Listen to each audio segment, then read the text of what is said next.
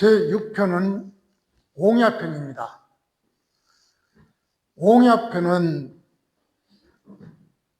논어 전체에서 덕과 인의 실천, 그리고 공자의 제자의 평가, 이것이 중심되는 장입니다. 옹야편은 총 30장으로 되어 있는데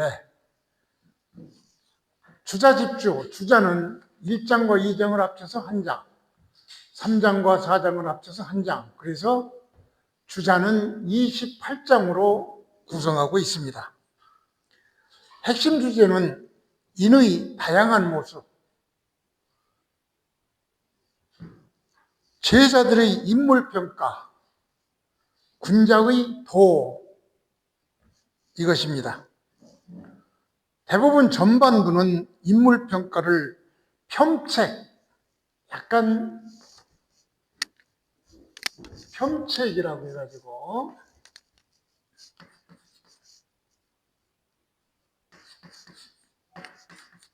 약간 책망하는 그런 부분이 많고, 후반부는 칭찬, 인물의 칭찬, 이것이 많습니다. 그래서 이 옹야장은 공자의 사상 연구에 아주 중요한 장입니다. 그러면은 옹야장 1장과 2장, 주자는 1장과 2장을 합쳐서 한 장으로 만들었는데, 나는 이 교과서대로, 제가 택한 교과서대로 1장과 2장으로 나눠서, 그러나 강의는 함께 하기로 하겠습니다. 옹야장 1장은 고대 중국 궁전 구조는 이렇습니다. 바로 북쪽에 임금이 앉아있고, 남쪽에 백성이 앉아있고, 동쪽에 손님이 앉아있고, 서쪽에 관대 사람이 앉아있고, 이렇게 동서남북 자리 위치가 있는데, 북쪽에 임금이 자리하고 남쪽을 향해서 앉아있는데, 여기서 남면하다, 이런 얘기는 군주가 되다, 이런 의미로 상징이 되고 있습니다. 그래서 공자 제자 중 하나인 옹야, 중궁이죠. 이 중궁은 아주 온화하고 또 인덕이 깊은 인물입니다. 그래서 이 사람은 왕이나 제후가 되어도 될 만한 인물이라고 옹야 1장에서는 이것을 표현한 장입니다. 아주 간단합니다. 그래서 본문도 자왈, 옹야, 가사, 남면, 간단하죠. 그냥 친절하게 야에서 옹아 이렇게 불렀는데, 옹은 가히 사 될 만하다, 즉 남면 알만하다, 이렇게 해석이 되죠. 그래서 이런 해석을 하나하나 구체적으로 따져보고 이 내용이 무엇을 의미하는지 해석을 해보겠습니다. 자, 여기는 옹이라고 해서 사람 이름입니다. 공자의 제자, 즉 자가 중궁입니다. 이 장에서 나오는 중궁. 그래서 논어집주에서는 1장과 2장을 한 장으로 만드는 것이 바로 옹에 대한 얘기이기 때문에, 즉 중궁에 대한 얘기이기 때문에 한 장으로 했던 것입니다. 그래서 옹은 바로 중궁. 중궁은 또 공야장 5편에서도 5장에서도 나오는 사람이죠. 그래서 옹야, 가사, 남면, 이 의미는 바로 옹은 바로 염옹이죠. 염옹은 남면, 즉 북에서 남쪽으로 바라보고 앉아있는 사람은 왕을 의미하니까 가히 남쪽을 바라볼 수 있는 왕의 자리에 앉을 만하다. 이런 얘기가 있죠. 그래서 이거는 바로 이 남면, 이거는 바로 통치를 상징하는 얘기죠. 북쪽에 앉아서 남쪽을 쳐다보는, 즉 왕을 말하고 있으니까 남면은 통치를 상징하면서 덕치의 중심이 되는 것입니다. 덕치의 중심이 되는 것이니까, 즉 북쪽에서 남쪽으로 보는 임금은 바로 사상적으로는 인덕과 겸손, 인품으로 나라를 다스릴 수 있는 군자형 인재의 전형을 말하는 것이죠. 아까도 얘기했지만 동쪽에서 서쪽을 바라보는 것은 바로 손님을 앉혀놓고 손님이 이렇게 바라보는 그런 것이니까 그렇게 이해하시고, 그러면은 이 남면의 뜻을 설명을 드렸으니까 이 부분을 다시 의역해 보면은 바로 공자는 그 제자 영웅, 이 영웅은 이미 우리가 공야장 5장에서 나왔는데, 공야장 5장에서는 영웅을 인덕은 있으나 말은 못한다, 즉 불망이다, 이 말을 잘한다 이런 것을 얘기하는데, 어떤 때는 이것을 아첨하다 이런 얘기니까 아첨하지 못한다 이런 얘기인데, 오음은 주로 인덕은 있으나 말은 잘 못하는 사람으로 이렇게 표출이 되고 있죠.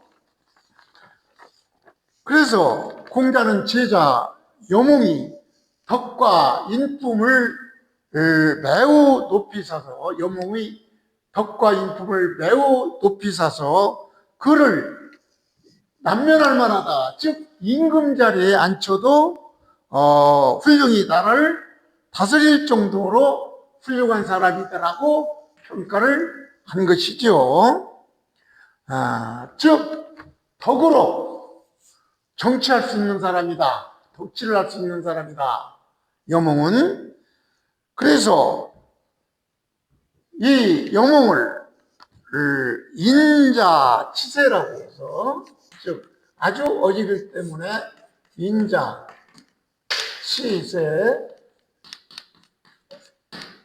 아주 어지른 사람이 세상을 다스리는 그런 모범을 보인 사람이죠.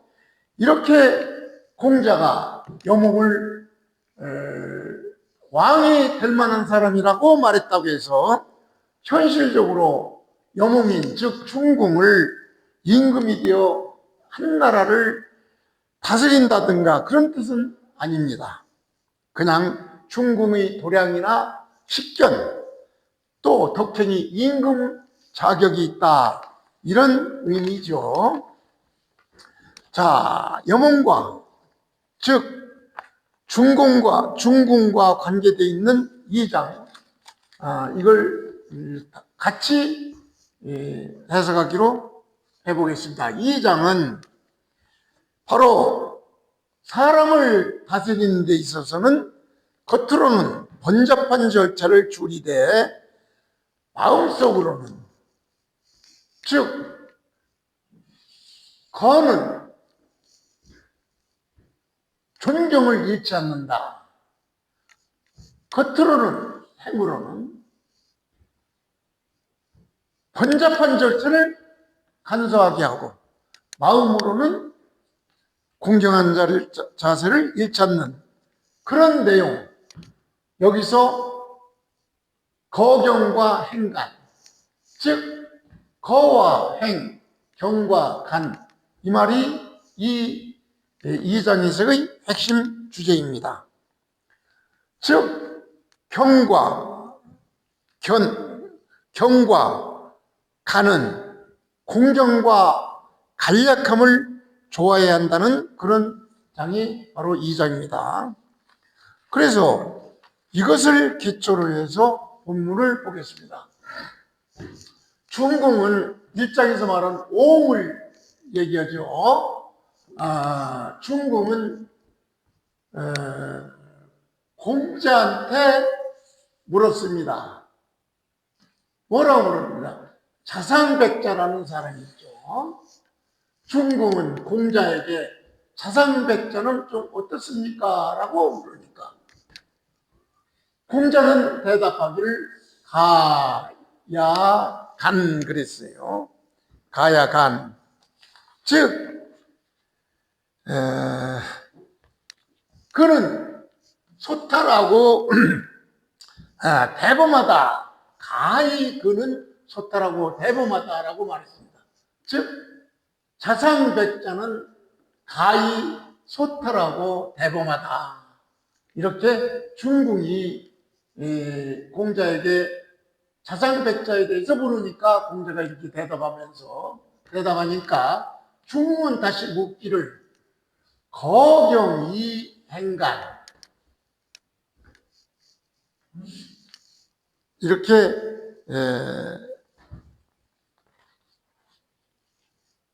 다시 공자한테 물었습니다. 여기서 중요한 거경이 행간 이 부분은 이따 다시 세세히 설명을 드리도록 하겠는데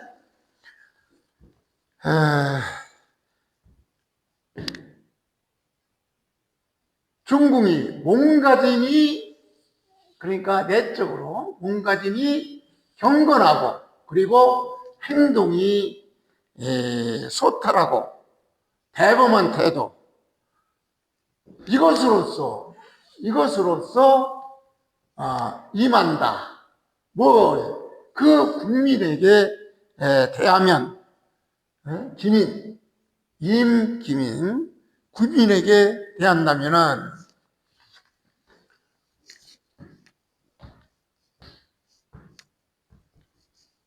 불역하호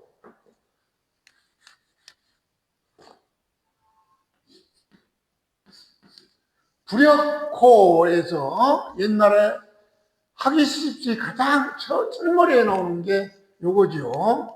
불역. 그때는 첫머리에 불역 여로 또 두 번째 줄에는 락호 요거였죠. 즉 하기 시습지에는 기쁠열이죠. 그렇게 하면 기쁘지 아니한가 공부를 열심히 하면 기쁘지 아니한가 또는 즐겁지 아니한가라고 해서 불역호우면 뭐뭐하지 아니한가 반어문이죠. 반어문 불역가 가지 않은가 옳지 않은가 이런 얘기죠. 중국은 다시 말해서 마음을 경건하게 하고 행동을 간략하게 해서 국민에게 임하면은 좋지 않습니까? 하지 않습니까? 라고 물으니까 묻고 또 몸가짐을 소탈하게 하고 대범하게 하면서 행동도 소탈하게 하고 대범하게 하면은 문의 대간호 그렇게 하면은 지나치게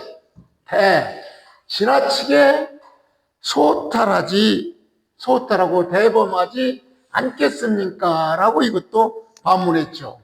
그러자 공자는 공야 중궁아 네 말이 여기가 주가 되겠죠. 중궁아 네 말이 그렇다 옳다 이렇게 집계가 되는데 자, 이 부분은 거경과 행간이 중요하니까 이걸 하나씩 또 따져보기로 하겠습니다.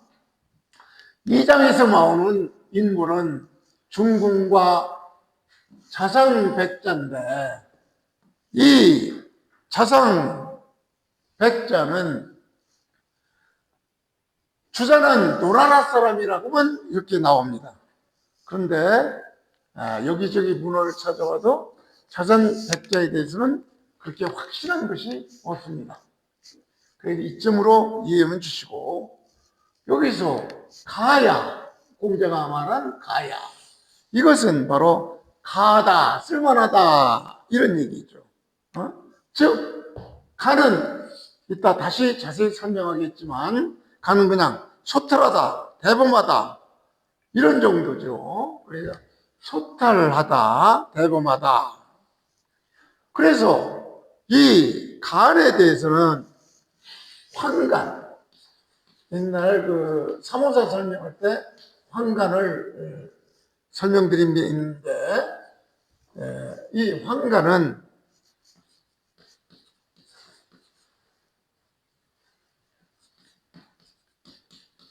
뭐라고 설명했느냐? 간을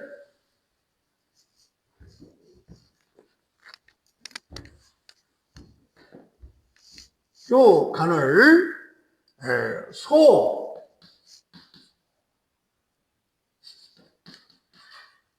소대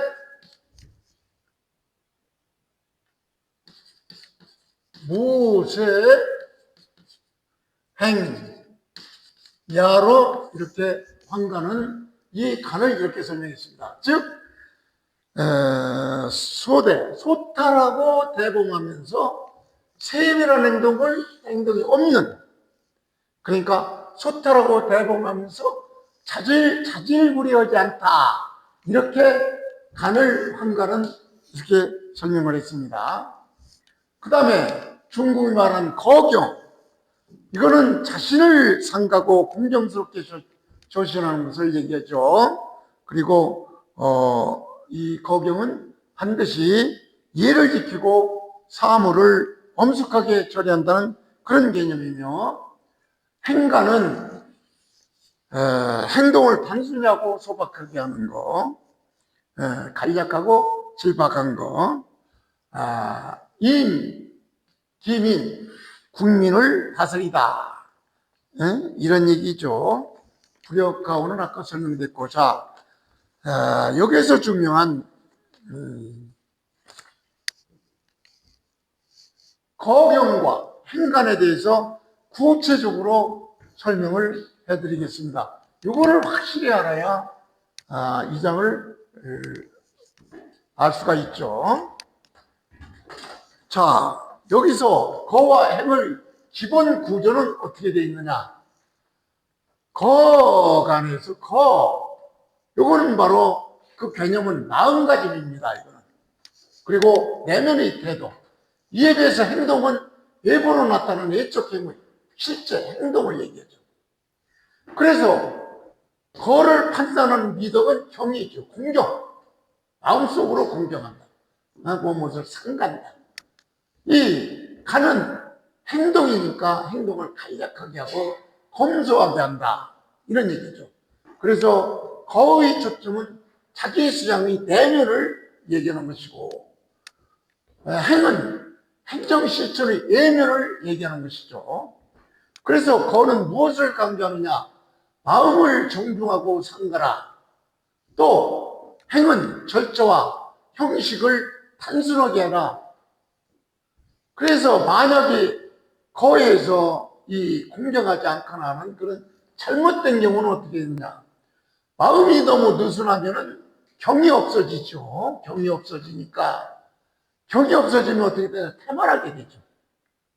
이에 비해서 지나치게 간하면 아까 말한 대간,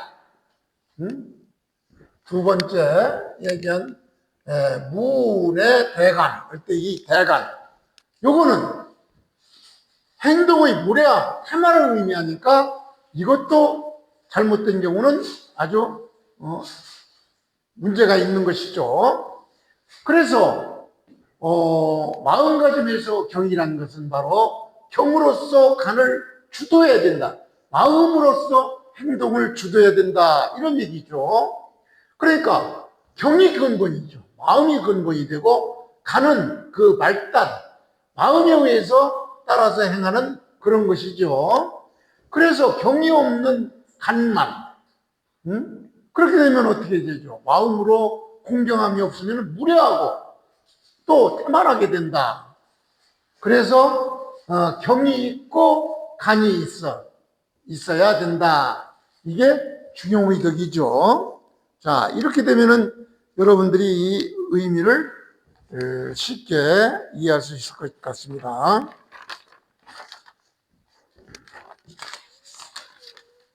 그래서 지금까지 설명한 주애를 기초로 해서 이 문장을 의역을 한번 해보겠습니다. 중궁이 자산 백자에 대해서 공자한테 물어봤습니다. 그러니까 공자는 말하기를 가야 간, 그 사람 그 정도면 괜찮다. 그 성품이 아주 간략해서 괜찮다. 이렇게 공자가 말씀하시니까 다시 중궁은 뭐라고 얘기했느냐.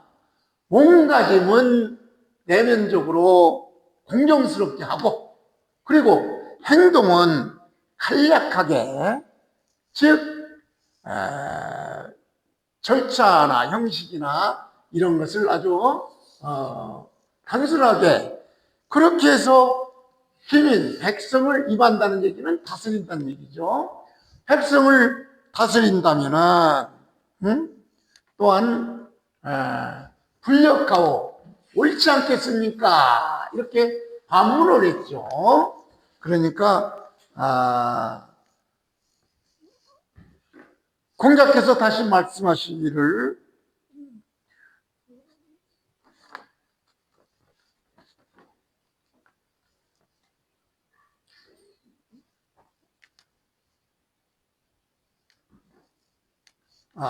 여기까지는 다시 중궁이 얘기를 한 것이죠. 처신함이 간략하고 이 거가 너무 간략하고 마음으로 경건하게 하는 것을 너무 간략하게 하고 행간, 즉 행동도 너무 간략하면은 다시 말해서 문의 대가 너무나 간략한다. 지나치게 간략한 것, 즉 경이 없는 간은 무례한 것이죠. 이렇게 되면 무례한 것이 아닙니까? 라고 중궁이 말을 하니까 공자는 다시 옹야의 말, 내 말이 중궁 내 말이 옳다, 이렇게 얘기하는 것이죠. 그래서 이 장은 결과적으로 경과, 간의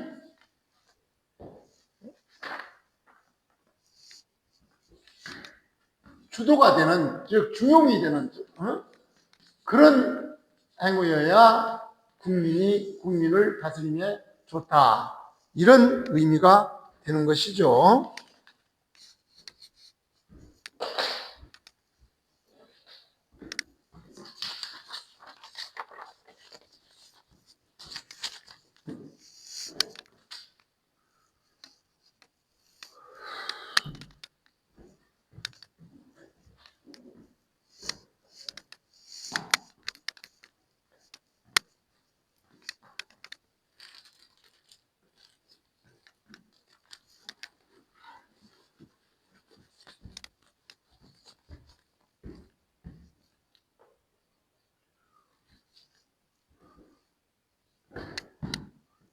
공예장 3장은 공자는 배우기를 진심으로 좋아하는 사람,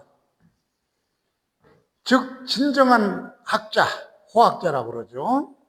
의 모범으로서 아내를 듭니다.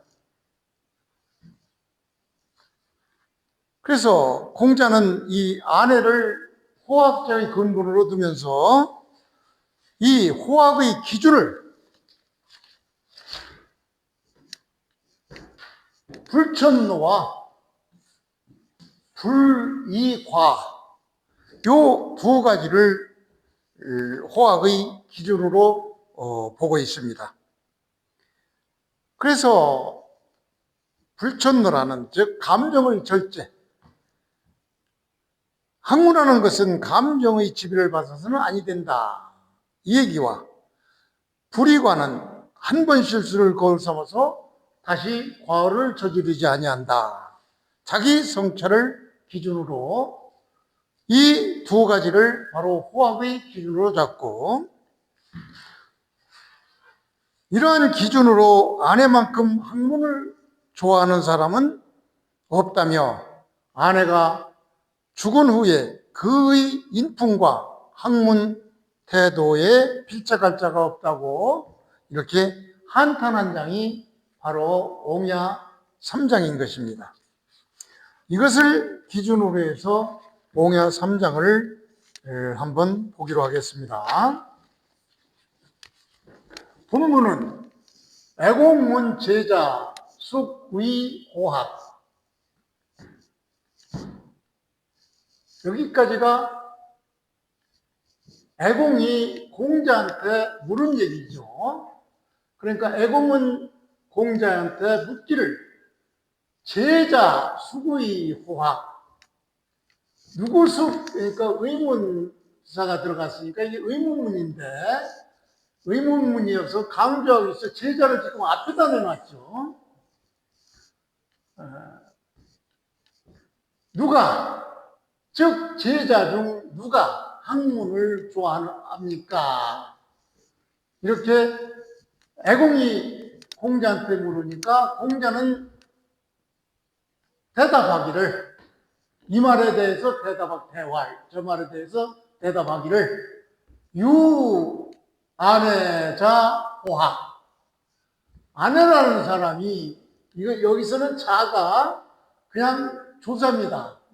아내라는 아내가 그냥 조사지 사람 그런 얘기가 아니고, 아내가 자체가 사람인데 아내가 학문을 좋아합니다. 유도 뭐 있다는지 존재 이런 뜻이 아니고 그냥 그렇게 해석하는 것이 아니고 그냥 아내가 학문을 좋아합니다. 이렇게 말을 하니까 그러면서 아내의 특성을 얘기했죠. 불천노, 불이과. 이 부분은 이따 자세히 설명드리겠지만 그냥 봐도 천은 옮길천이죠. 노는 노여움, 노여움을 옮기지 않는다, 화를 옮기지 않는다, 감정 절제를 한다, 이런 얘기죠. 불이과, 이는 다시 과실을, 잘못을 두 번 하지 않는다. 이렇게 학문하는 태도가 훌륭한데, 그럼에도 불구하고 불행하게도 단명, 명이 짧아서 지금 죽었습니다. 아내는 41세인가로 죽었죠. 그래서 불행하게도 명이 짧아서 죽어서 지금은 지금은 이 세상에 없습니다. 그가 죽은 후에는 미문호학자야, 학문을 좋아하는 사람을 어떤 사람도 아내만큼 좋아하다는 것을 들어본 적이 없습니다. 이렇게 해석이 되는데, 이 부분을 하나하나 살펴보기로 하겠습니다. 여기서 나온 애공은 우리가 의정편 19장에서 내가 시호까지 설명하면서 자세히 설명을 드렸으니까 이 부분은 의정 19장을 참조해서 애공에 대해서 한번 다시 보시기 바랍니다.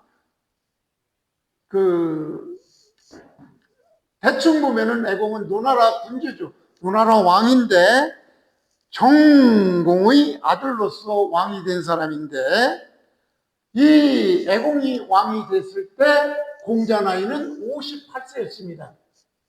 이때쯤 되면은 58세쯤 되면은 공자가 논하를 떠날 때쯤 되죠. 56세에서 또 68세까지 논하를 떠났으니까 이때쯤 되면은 바로 공자가 논하를 떠날 때죠. 떠날 때쯤에서 한 얘기죠. 그래서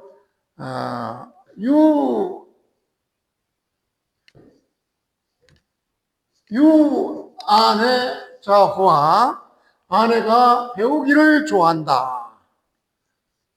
여기서 유는 현상을 나타내는 동사인데 굳이 있다 이거를 이렇게 설명할 필요는 없죠. 또 자는 탈락을 표시하는 조사로서 굳이 어떤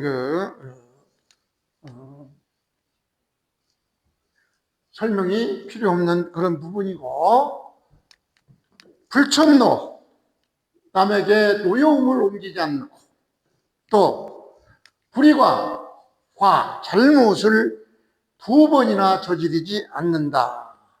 응? 이는 거듭하다, 뭐 이런 얘기죠. 그래서 그는 명이 짧아서 죽어서 금야 청망 지금에는 이 세상에 없습니다. 그래서 여기서 중요한 것은 불천노와 불의관대, 이따 자세히 또 설명드리겠지만 여기서도 한 번 더 설명드리면은 주자집주에서는 이 불천노를 뭐라고 설명을 했느냐? 주자집주에서는 불, 기, 소, 노자,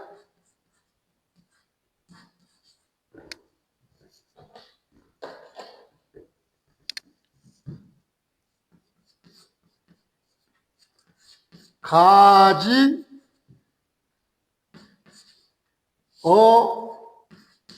이냐.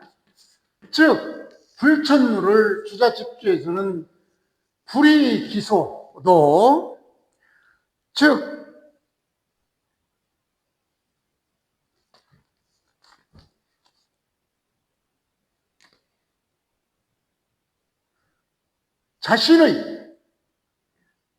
자신의 노여움을 다른 사람에게 가하지 않는다. 자신의 노여움을 다른 사람에게 옮기지 않는다. 이런 얘기는 바로 감정 전이를 하지 않고 화를 통제할 줄 안다. 이런 의미죠. 감정 절제를 한다. 감정 절제, 이것이 바로 학문하는 태도의 제1이죠. 그 다음에 불의과는 과의 능계라고 해서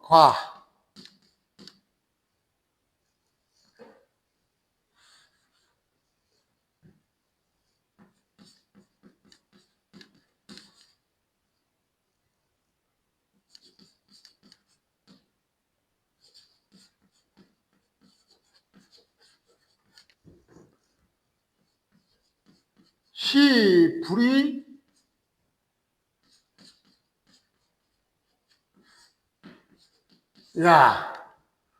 불의과라는 것은 잘못을 고칠 수 있는 것, 이것이 불이다, 이런 얘기죠. 그래서 호학의 개념을 지식당구가 아닌 덕의 실천으로 봤던 것입니다.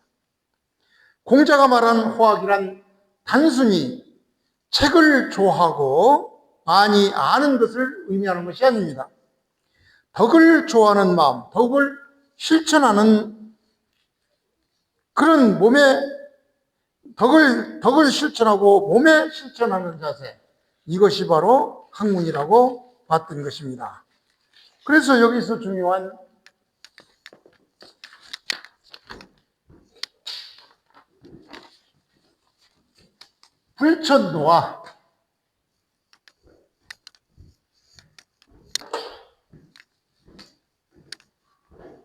불천노와 불이과에 대해서 비교를 해보겠습니다. 이것이 바로 공자가 말한 학문의 태도인데 이 두 가지를 무엇을 의미하는지. 불천노는 그야말로 이 노여움을 옮길천이죠. 노여움을 옮기지 않음. 그냥 한자 그대로 해석이죠. 노여움을 옮기지 않음.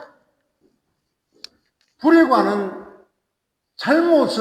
같은 잘못을 두 번 하지 않음. 이런 의미인데, 바로 이런 의미는 바로 불천노는 자기가 화가 나도 다른 사람에게 전가하지 않는다. 다른 사람에게 자기의 화난 감정을 이입하지 않는다. 이런 의미고, 불이과는 한 번 실수하면 다음에는 그 실수를 반복하지 않는다. 그래서 불천노는 감정의 절제, 덕성, 이걸 의미하고, 불이과는 행동의 교정, 바꾸는 것, 그리고 잘못된 것을 고치는 수양. 그래서 관계되는 덕목은 불천노는 충과 서, 인, 극기를, 그 다음에 불이과는 학과, 개과, 잘못을 고치는 것, 성찰, 미루어 반성하는 것. 그래서 불천노는 감정을 통제하고 배려하며, 불이과는 자기 성찰과 실천력을 얘기하죠. 그래서 대인관계에서 불천노는 바로 타인에게 피해를 주지 않아야 된다. 피해를 주지 않아야 된다. 이런 얘기죠. 그래서 인간관계를 조화시켜야 되고, 여기는 잘못을 고치게 되니까 신뢰를 얻어서 실수를 하면은, 실수는 사람이 누구라도 할 수 있죠. 실수를 하더라도 그것을 반복해서는 안 된다. 이러니까 불천노는 다시 말해서 A에게 화가 났다고 해서 B에게 짜증을 내거나 이러면 안 되죠. 그 다음에 불이과는 오늘 지각했으면 내일은 지각하지 않는 그런 형태를 얘기하니까 이 두 가지를 비교해서 관찰하면 옹해강 3장은 해결이 될 것입니다.